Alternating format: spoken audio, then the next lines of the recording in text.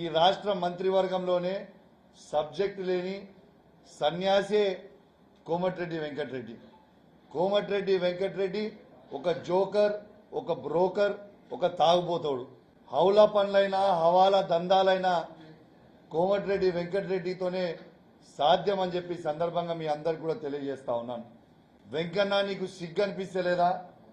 నీకు సిగ్గు, శరము, లజ్జ, మానం లేదా అని నేను అడుగుతా ఉన్నాను.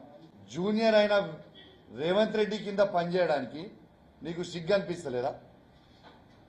ఒక తెలంగాణ ద్రోహి రేవంత్ రెడ్డి, అట్లాంటి రేవంత్ రెడ్డి గారి కింద పనిచేస్తుంటే నీకు సిగ్గు అనిపిస్తలేదా, శరం అనిపిస్తలేదా అని నేను అడుగుతా ఉన్నా.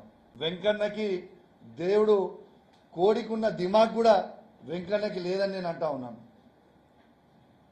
ఆయన మాట్లాడే తీరు, ఆయన మాట్లాడే భాష, ఆయన ఏం మాట్లాడతాడో ఎవరికి తెలియదు. పద్ధతి